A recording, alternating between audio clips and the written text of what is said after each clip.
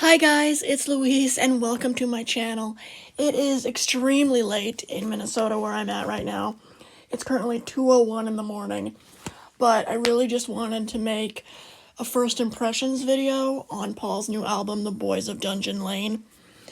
This is going to be all over the place. I apologize because I'm very tired, but I just really wanted to share my thoughts. Yeah, I'm trying to get my thoughts together because it's beautiful. Very beautiful. His voice, I'm just going to start off there, is so clean. So clean and crisp. The producer who helped him, Andrew Watt, I think is his name. I might be saying that wrong, I don't know. But, he and whoever else helped, I think, Giles Martin was involved a little bit here and there. Yeah, whoever helped Paul, did fantastic in cleaning out his voice, to make it sound crisp, young. He doesn't sound Beatle young to me, but he sounds, like 1990s, 1980s-ish kind of young to me, which is really cool because, I think Paul's voice was the best in the 1980s. So, there's my little, opinion on the production of it, but, yeah, so first off, I'm gonna give my opinions on the singles that came out first, because I've heard them the most, which is Home to Us featuring Ringo Starr and The Days We Left Behind. So as for the first single to come out, which is The Days We Left Behind, it's very mellow and soft, nostalgic feeling, but I went into this album knowing that it was supposed to be like about Paul's childhood and stuff, and I think it's very appropriate. And I know a lot of people were giving Paul crap on the internet here and there about his performance on Saturday Night Live when he was singing that. But honestly, his like rougher, not as crisp voice, I think is very appropriate for that song, because it's supposed to be an older man reminiscing on his life. Like, that's the point. Yeah, it's a very soothing track to me. I really enjoy that part of it as well. The next song that was a single was Home to Us featuring Ringo Starr. And, it's very bubbly and bouncy, and you can tell that they had a lot of fun. And, yeah, it was Paul and Ringo's official first duet. I know they've worked together, other times since the Beatles. Just to throw, a song name out there would be, Beautiful Night from Flaming Pie. But, yeah, the more you think about it, it wasn't really a duet. It was more him drumming for Paul and then just doing a little bit of, I don't even know what you'd call it. It's singing, but it's not, I don't even know what you'd call it. My brain's turning off. But you know what I mean? Like, they weren't sharing lines and, like, singing together. You know what I mean? Like, that kind of thing didn't really happen. I think I like The Days We Left Behind a little bit more. Only because I'm not really a fan of Ringo's singing. I love his drumming. He's an awesome drummer, and it was really cool to hear the surviving Beatles sing together. Like, in that aspect, it's awesome, but just my personal taste, I don't really care for it that much. Anyways, yeah, let's go through the rest of the album now, that was released with the album. Sorry, my brain's turning off because, like I said, it's 2 in the morning and I should probably be sleeping. So I'm just pulling it up on Spotify so I can get the titles correct. Okay. So the first track is As You Lie There, which, I believe is about Paul as a teenager, fantasizing about his first crush. Apparently it was a girl named Jasmine, which is interesting because I thought going into this song, It was about his first serious girlfriend, Dot Rones, I think is that girl's name. But it's not. It's about a girl named Jasmine, like I said. And I really liked the spoken word intro. Some people don't really like spoken word intros, which is understandable, especially if it's in like the middle of an album. It kind of comes off uncanny and awkward, but in the opening track, which is what that is, I think it's pretty clever, actually. And it's very rocky, and I think it's the longest song in the entire album, but that's completely fine. The more the merrier when it comes to Paul, am I right? But yeah, I really like that one. The next track is Lost Horizon. I like it, but nothing really stood out to me from it. I think I need to listen to that one a couple more times. But it's definitely at least 5 out of 10 stars. Like, it's definitely not awful. I just don't really have an opinion on that one. The thing is with my brain, I'm not gonna go into the whole spiel, but if you know, you know. Anyways, yeah, my brain kind of latches on to things. And As You Lie There was one of the songs that my brain latched onto. There's another one I'm gonna talk about later. But anyways, yeah, I really liked Lost Horizon. For a first impression, it definitely, like I said, it definitely was not horrible. If I had to give it just a base off first impressions rank, I'd probably give it a 6.5 out of 10 stars. Like I said, the rhythm is nice. I don't know, nothing particularly stood out. And like I said, I do want to make an updated video on this. This is just my first impressions listening to it at 2 in the morning. Anyway, the third track is The Days We Left Behind, which I already discussed. Next is Ripples in the Pond, which is about Nancy Chevelle, who is Paul's third and current wife. And it's a cute little poppy kind of track, which is really nice. I like it when Paul goes a little poppy. That's why I like McCartney 2, New, Chaos and Creation, and Egypt Station so much. They're just very pop rock, and I like that a lot. I like the more hyperactive, bouncy kind of songs. Most of the time. Of course, I like the slower stuff too, but that's just kind of my go-to. Okay, next is Mountaintop, which I'm going to ramble on for a little bit on this one. So this one is my favorite so far from the album. It reminds me so much of other artists I like, Maisie and Alita Harkov. Alita I've talked about numerous times on this channel. And I already know what the older people who are subscribed to me are gonna say, or who come across this video are gonna say. Who the hell are they? Paul doesn't know them, and I know. I know that Paul does not know, or at least probably doesn't know, who Maisie and Alita are. I understand that. But because I personally got reminded of them through this song, makes it my favorite. Does that make sense? Like, Maisie in particular, I'll just start off with her, because that's the one that it reminds me of the most. Is known for psychedelic and very, very, very trippy visuals and sound in her music and or music videos. And Maisie was also heavily inspired by the Beatles, actually. And so that in itself also makes me, like, happy that Mountaintop reminded me of her. And then the reason why it reminded me of Alita was the end, where it just goes absolutely batshit insane, but it's so fun to listen to. Especially the very end, where Nancy Chevelle speaks.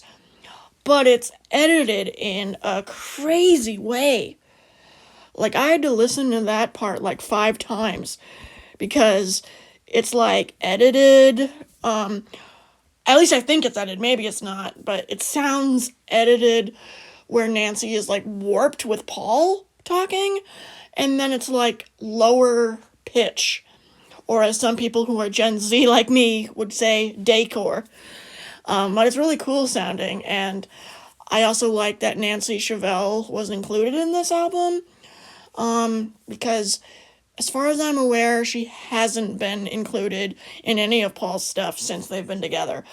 Like I said, that could be completely false, and please tell me if she is seen anywhere else in his discography.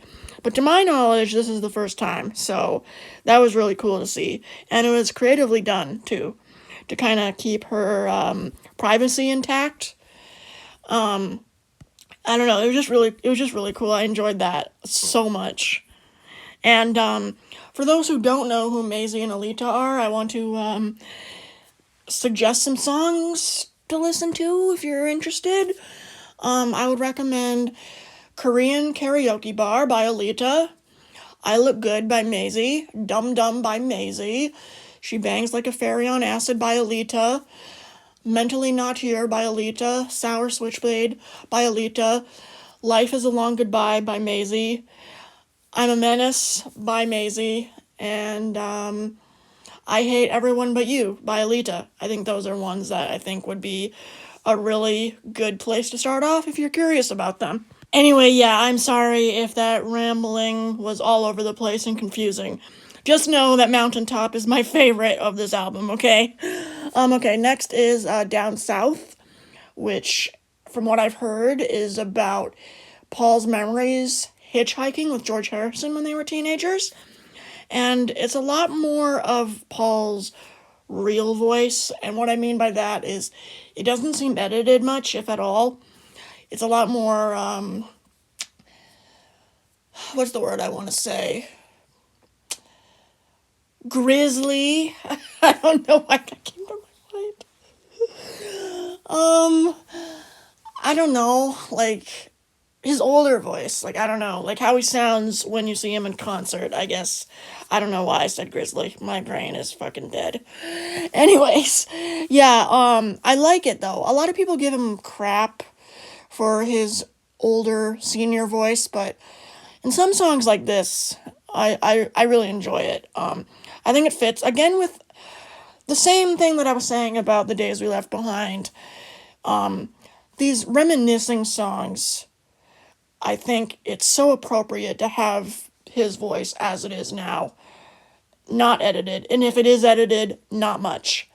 Because that's what they're supposed to be. They're supposed to be an old man reminiscing on his past. And, sorry, going back to As You Lie There for a second, because that's also him reminiscing on his past.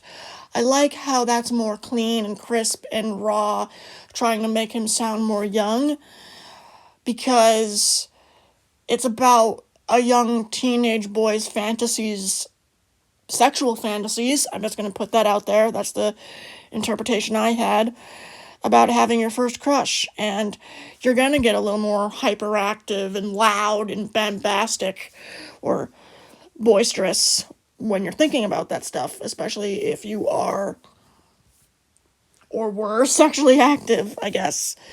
But anyway, back to Down South. Yeah, I don't know. It's a very solid track, a very calming, soothing track to me. I don't know if I call it my favorite, but definitely one that I'd probably come back to if I'm having a rough mental health day. Kind of like what I do with Wanderlust from Tug of War, or the Give My Regard to Broad Street versions of Yesterday and Here, There, and Everywhere. Like that kind, or the other song that I just remembered and then it went away. No More Lonely Nights, also from Give My Regards to Broad Street. Okay, next is We Too, spelled Two.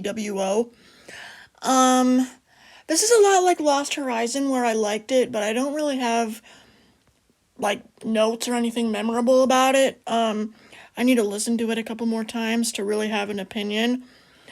If I had to compare it to Lost Horizons, I think I like Lost Horizons a little bit more.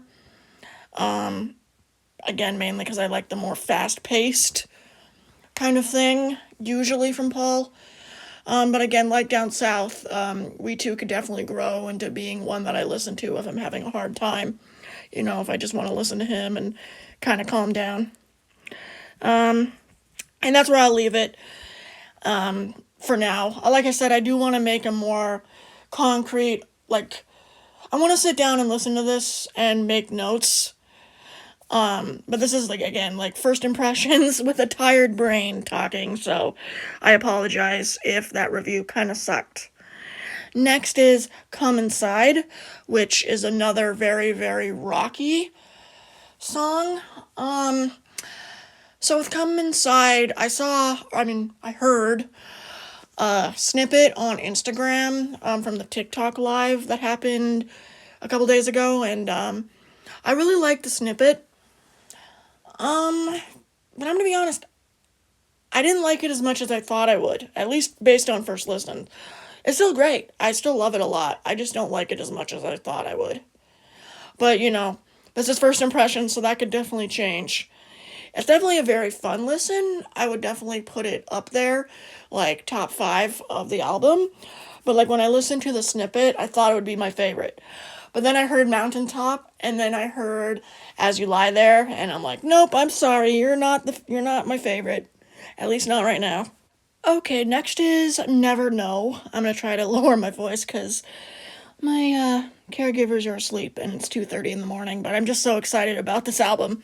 Anyways, Never Know. One thing that stood out is it had really cool wind instruments. I don't know what instrument it was though. If I had to guess, I don't know why, but my brain went to bassoon or clarinet, something like that.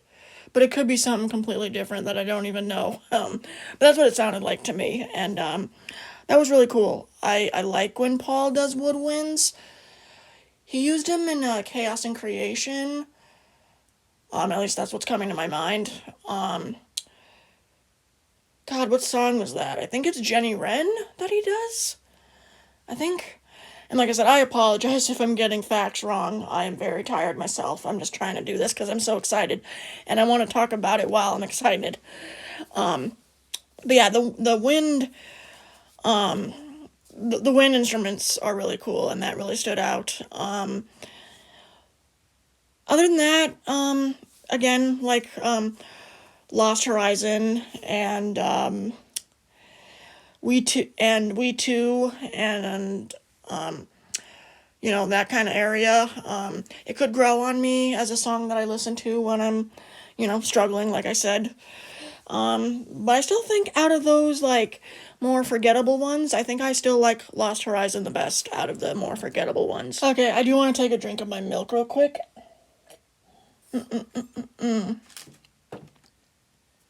Okay, next is Home to Us, which I already discussed. So we're going to skip to Life Could Be Hard, which was demoed on the Hulu documentary series McCartney 321. And a lot like Come Inside, I don't like it as much as I thought I would. I love the piano in it, but Paul goes into this, like, what would you call this? Falsetto? Like high-pitched falsetto. And I call it falsetto because of Paul's age. I just don't think he can do high pitch that well anymore. And again, this is not a diss to his voice. I think he's great in this album, like As You Lie There and Mountaintop and The Days We Left Behind. His voice is immaculate, perfect. And I don't know. Apparently, Life Can Be Hard was written during the COVID-19 pandemic. And so it's based on, at least I think it's based on a modern thing that happened to him. And maybe that's why it bothers me. But I love the piano in it, though. And if I had to say, I would like to see this performed live. But if he does, I hope he does it in a lower pitch. I think that would sound so much better.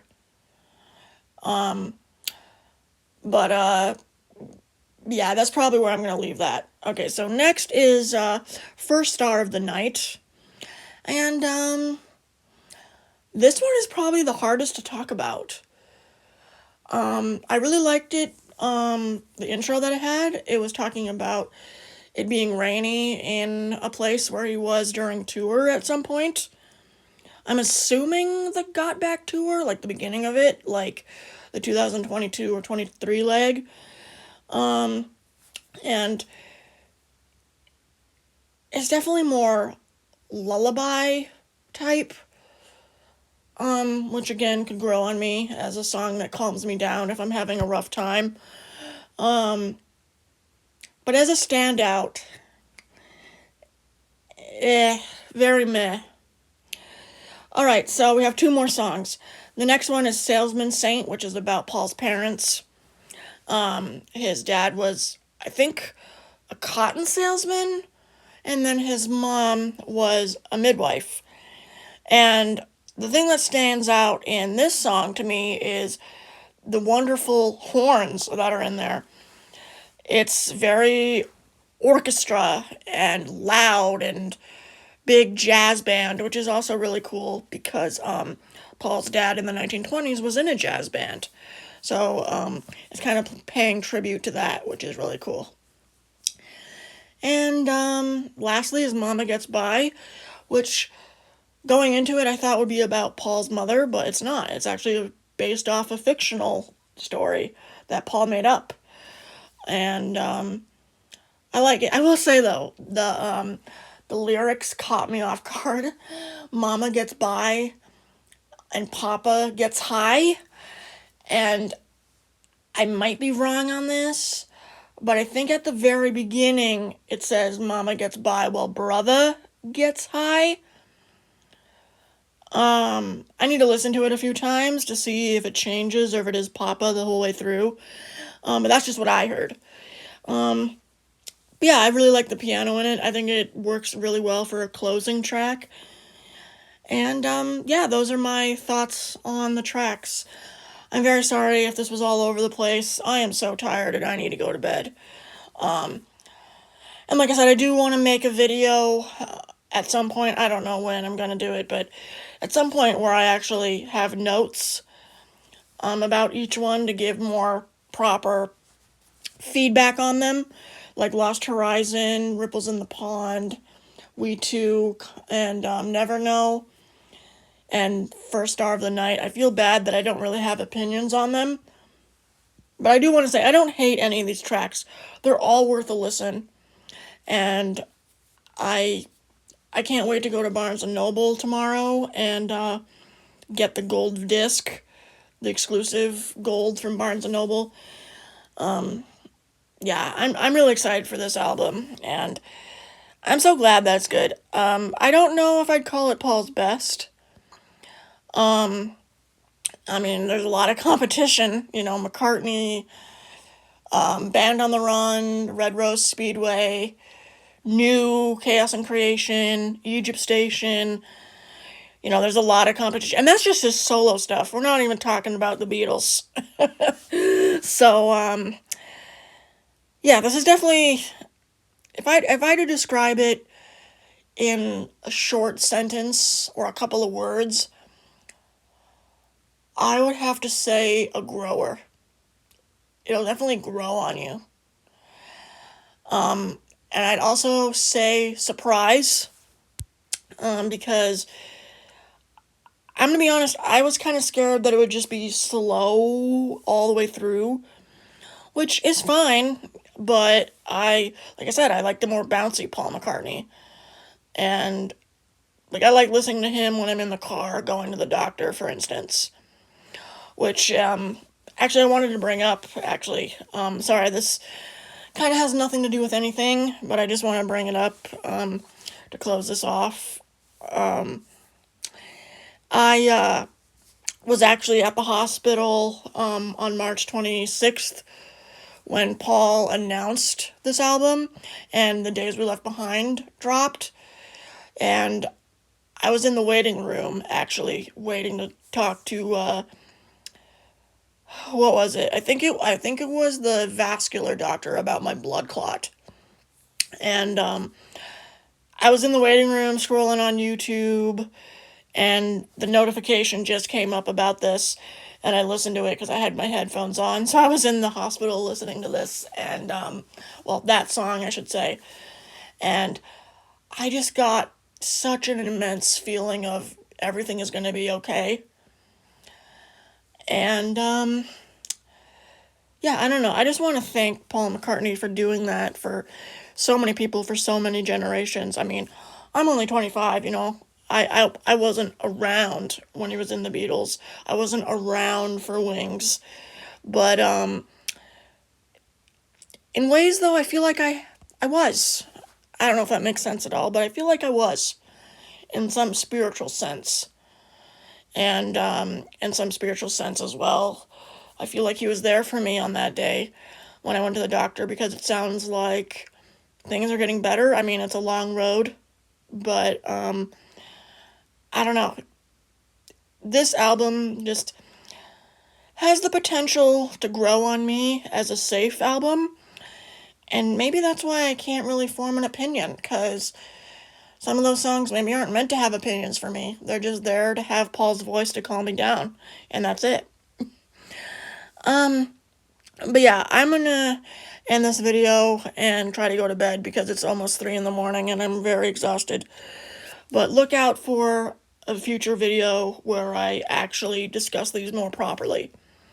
And with that, have a good night.